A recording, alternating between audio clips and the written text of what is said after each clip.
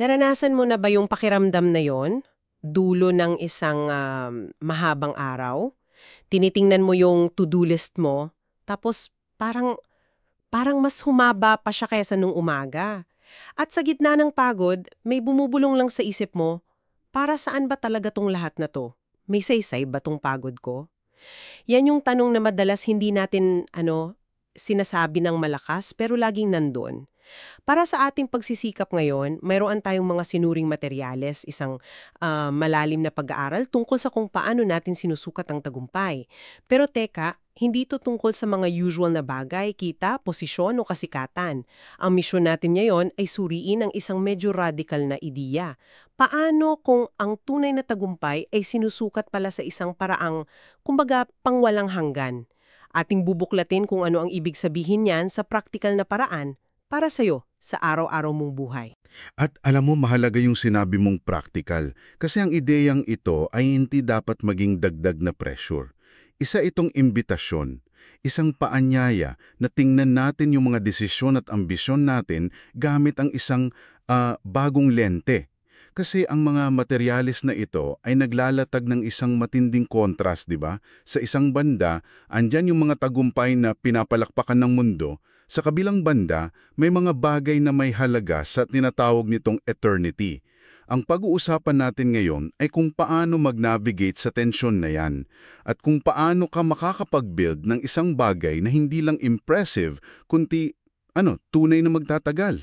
Oo, sige, himayin natin to. Kasi ang kultura natin ngayon, aminin man natin o hindi, parang obsessed sa mga bagay na quantifiable, yung mga bagay na madaling bilangin, at i-post, magkano kinita mo, ilang followers mo, anong rangko mo sa kumpanya.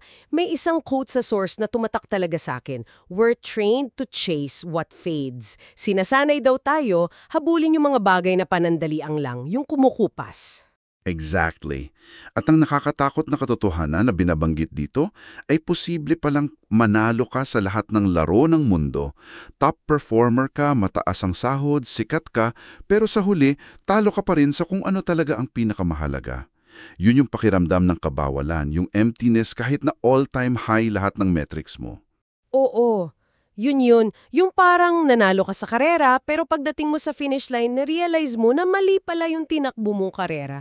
Bakit ganun? Bakit tayo parang hardwired na habulin yung mga yan? Well, hindi yan bago. Pinapakita sa source na kahit sa mga sinaunang sibilisasyon, ang kadakilaan ay laging sinusukat sa mga nakikita. Yaman, lakas, katanyagan.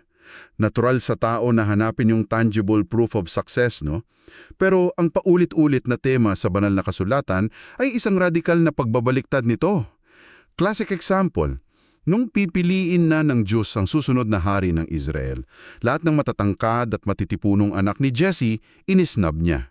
Ang sabi niya, ang tao ay tumitingin sa panlabas na anyo, ngunit ang Panginoon ay tumitingin sa puso. Dito pumapasok yung ideya ng isang eternal lens, isang paraan ng pagtingin na lampas sa kung ano lang ang nakikita ng mata. Teka, so kung hindi pala kita, posisyon o followers ang sukatan, edi parang tinanggal mo yung scoreboard sa gitna ng laro. Paano natin malalaman kung nananalo tayo o hindi? Dito na nagiging mas interesante ang usapan kasi ang source ay nagbibigay ng ilang metrics mula sa isang eternal na pananaw. Oo, at hindi ito abstract. Unang-una, yung konsepto ng kayamanan sa langit, treasures in heaven, mula sa Matthew 6. Ang sinasabi rito, mas tinitingnan ng Diyos yung why sa likod ng what. Yung motibo at kalagayan ng puso, mas matimbang kaysa sa resulta ng gawa. Kaya ang tanong ay hindi lang, anong na-achieve mo? Kundi, bakit mo ito ginawa? Para kanino to? So yung isang malaking donation na ginawa para lang sumikat at makakuha ng tax deduction, pwedeng walang halaga kumpara sa isang maliit na tulong na galing talaga sa pusong gustong maglingkod. Grabe yung implication niyan. Ano pa? Pangalawa, yung ideya ng the testing fire mula sa 1 Corinthians 3. Ito, magandang imagery ito. Inihahalin tulad ng mga gawa natin sa mga materyales sa pagtatayo. Merong ginto, pilak at mahahalagang bato, yung mga bagay na matibay at may tunay na halaga. At meron ding kahoy, dayami at kugon, yung mga bagay na mukhang malaki at impressive sa una pero madaling masunog. At ang sabi, lahat daw ng gawa natin ay dadaan sa pagsubok ng apoy. Ang tanong, ano ang matitira? Okay, so may ginto at may dayami. Pero sa totoong buhay, hindi ba't madalas magkahalo yan? Paano mo malalaman sa isang corporate setting, for example, kung ang ginagawa mo ay ginto o dayami lang na magiging abo? Magandang tanong yan. At dito pumapasok yung talinghaga ng mga talento. Tandaan mo yung kwento, may aliping binigyan ng 5, 2 at 1 talento. Ang mahalaga dito, hindi lang yung may 5 talento, yung A-player, ang pinuri. Pati yung may 2 talento na dinoble yung ipinagkatiwala sa kanya, nakatanggap ng parehong papuri. Well done, good and faithful servant. Yung may 1 talento na nagtago lang ng pera niya, yun ang napagalitan. So ang point pala, hindi yung laki ng return on investment ang tinitingnan, kundi yung katapatan, yung faithfulness mo sa kung anong kapital ang binigay sa'yo. Wow! So faithfulness over results. Parang sa investment, hindi lang yung final amount ang tinitingnan, kundi yung percentage of growth based on the initial capital. Gets ko, kahit maliit ang puhunan mo, kung napalago mo ng tapat, panalo ka pa rin. Ito ay isang paalala sa iyo na nakikinig. Gaano man kalaki o kaliit ang tingin mo sa iyong impluensya o resources, ang katapatan sa paggamit nito ang may bigat sa tinatawag na eternal scorecard. Tama. At dyan papasok yung isa sa pinakamakapangyarihang halimbawa sa source, si Propeta Jeremiah. Kung susukatin natin ang ministry niya sa pamantayan ng mundo, he was a total failure. For 40 years, tinanggihan ang mga mensahe niya, inusig siya, itinapon sa balon, halos walang visible impact o conversion. Bagsak lahat ng Key Performance Indicators o KPIs niya. Grabe. Kung sa corporate world yan, na-fired na siya sa unang taon pa lang. Walang growth, walang engagement. Pero sa banal na kasulatan, isa siya sa mga all-stars ng pananampalataya. Pero teka, sino ba namang gustong maging failure sa paningin ng mundo para lang maging success sa kabilang buhay? Parang ang hirap lunukin yan. At yun mismo ang panganib. Kapag ang mga resulta at pagkilala ang naging Diyos-Diyosan natin, ang nangunguna na ay performance over obedience. Mas mahalaga na yung brand mo, yung reputasyon mo, yung pagiging successful mo sa mata ng iba kaysa sa tahimik na pagsunod sa kung ano ang tama. Dito na nagiging mas mahalaga ang pag-project ng success kaysa sa pagiging tapat. I see. So yung kahoy at dayami kanina, yun siguro yung mga proyektong ginawa mo lang para mapansin ng boss. O yung deal na sinara mo through questionable means. Mukhang impressive sa labas, pero walang bigat, madaling masumnog. Samantalang ang ginto. Yun siguro yung pagmentor mo sa isang junior colleague kahit walang nakakakita. O yung pagtanggi mo sa isang shortcut kahit lahat ng tao ginagawa yun. Precisely. Kaya ang tunay na currency o gera sa pananaw na ito, sabi sa source, ay hindi mga nagawa or accomplishments, kundi karakter. Binabanggit dito ang bunga ng spiritu, pag-ibig, kagalakan, kapayapaan, pasensya, kabaitan at iba pa. Ito raw ang mga tunay na palatandaan ng pamumuno sa mata ng Diyos. Kasi isipin mo, lahat ng projects mo, lahat ng yaman mo, maiiwan yan.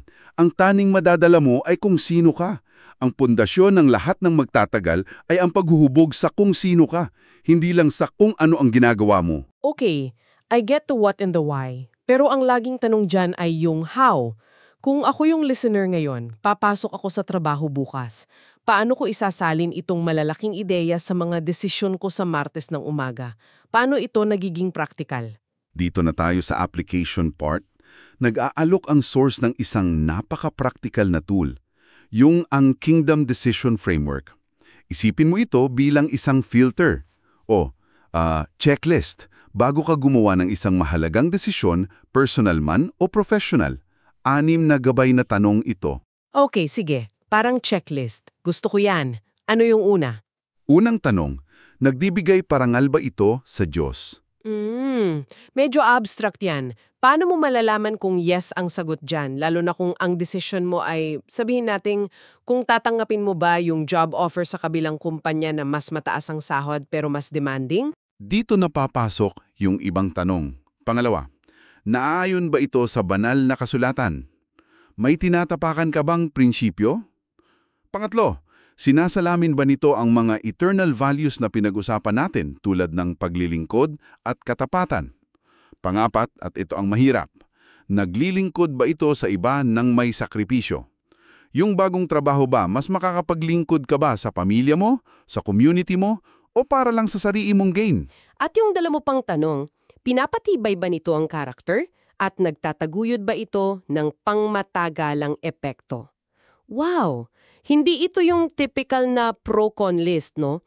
Pinipilit ka nitong tingnan ng desisyon mo hindi lang based sa what's in it for me now, kundi sa who will this make me become at what legacy will this build.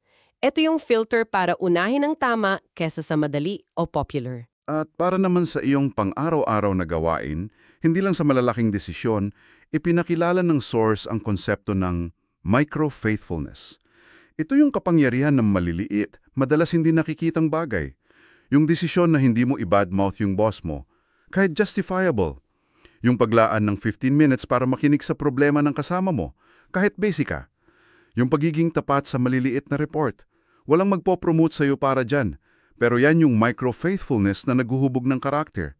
Yan ang pag-iipon ng ginto at pilak ng paunti-unti. Gusto ko yan, pero paano mo masusubaybayan yung sarili mo? Kasi madaling maligaw at bumalik sa lumang sukatan. May paraan ba para regular na i-check kung nasa tamong landas ka? Meron. May isang tool pa na tinatawag na Legacy Scorecard. At disclaimer lang, hindi ito para magdulot ng guilt o para maging legalistic. Isa itong diagnostic tool, parang pagtingin sa dashboard ng kotse mo. Nahahati ito sa tatlong bahagi. Una, ang spiritual metrics. Kumusta ang prayer life mo, ang pag-aaral mo ng salita ng Diyos. Ito yung fuel mo. Okay, parang check engine light. Tama. Pangalawa, relational metrics. Paano mo ini-influensyahan ang pamilya mo? Yung mga taong minamentor mo. May oras ka ba talaga para sa kanila? At pangatlo, organizational metrics. Dito papasok yung trabaho o ministry mo. Kumusta ang health ng culture ng team mo? Mahusay ba ang pangangasiwa mo sa resources? Dito nagiging malinaw yung tensyon. Kasi posible palang green lahat ng organizational metrics mo, record profits, expansion, promoted ka, pero bagsak ka pala sa relational metrics kasi napabayaan mo na ang pamilya mo. O yung spiritual metrics mo ay empty na. It forces you to look at a balanced, holistic view of success. Eksakto. Ang scorecard na ito ay tumutulong sa iyo na sinasadyang i-align ang iyong mga gawain, yung mga nasa kalendaryo mo, sa mga bagay na sinasabi mong pinakamahalaga sa iyo. Tinutulungan kang isara yung gap sa pagitan ng iyong stated values at ng iyong actual life. So ano ang ibig sabihin ng lahat ng ito kung ibuod natin? Ang buong pag-uusap na ito ay isang major perspective shift. Mula sa pagiging abala, sa paghabol sa mga nakikita at pansamantala, tungo sa sadyang pamumuhunan sa mga hindi nakikita ngulit pang walang hanggan. At ang tagumpay, sa balangkas na ito, ay hindi na nasusukat sa ingay ng palakpak ng tao, kundi sa tahimik na bunga ng katapatan, ng nahubog na karakter, at ng pag-ibig na naibahagi. Grabe, para itong pag-reset ng buong operating system ng buhay natin. Totoo. At para maiwan sa iyong pagninilay, may isang huling kaisipan mula sa source material na gusto naming ibahagi. Isipin mo ito. Ang pinakadakilang papuri na posibleng marinig mo ay hindi magmumula sa isang CEO, sa isang stadium na puno ng tao, o sa isang viral social media post. Magmumula ito mismo sa mga labi ni Kristo. Well done, good and faithful servant. Mabuting gawa, tapat na lingkod.